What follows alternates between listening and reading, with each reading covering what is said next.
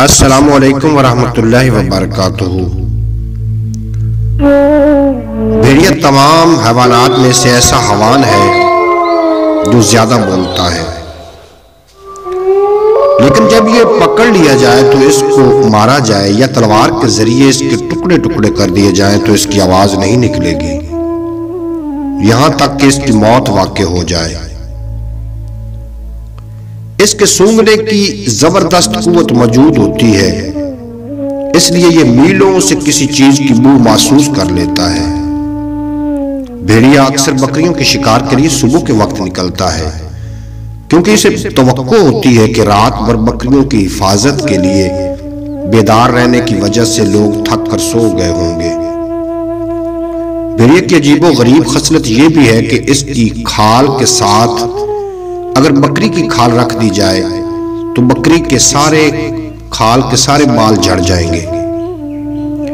جنگلی پیاز کے پتا پر اگر بھیڑیے کا پاؤں آ جائے تو اس کی موت اسی وقت ہو جاتی ہے۔ جب بھیڑیا سخت بھوک محسوس کرتا ہے تو چیختا ہے۔ تمام بھیڑیے اس کی چیخ سن کر اس کے قریب قطار میں کھڑے ہو جاتے ہیں۔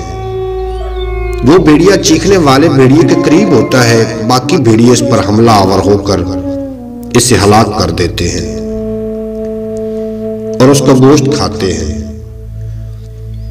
بھیڑیا جب انسان کو دیکھ لے اور اس کا مقابلہ نہ کر سکے تو زور سے چیختا ہے، جس کی وجہ سے جنگل کے تمام بھیڑیے چیخنے والے بھیڑیے کی مدد کے لیے جمع ہو جاتے ہیں اور انسان پر حملہ آور ہو جاتے ہیں۔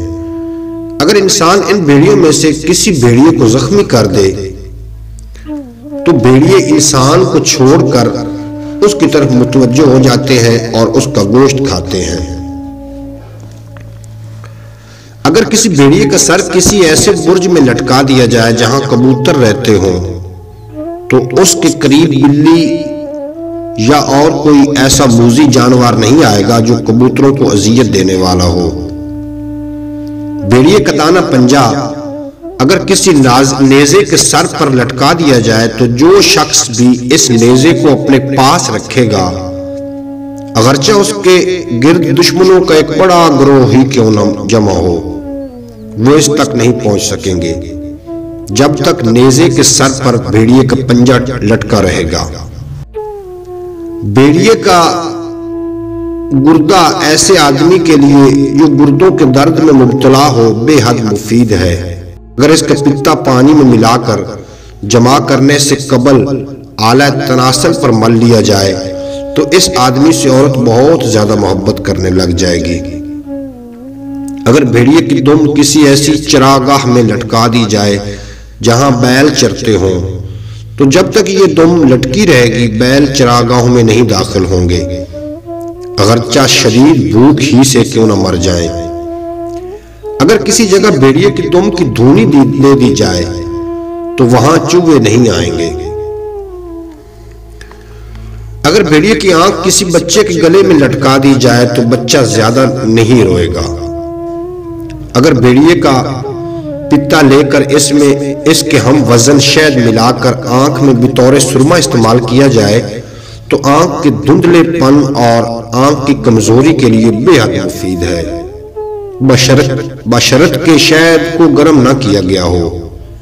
اگر بھیڑیے کی دم میں کسی عورت کا نام لے کر گرہ لگا دی جائے تو اس عورت پر کوئی بھی آدمی قابو نہیں پا سکتا یہاں تک کہ وہ گرہ کھول نہ دی جائے۔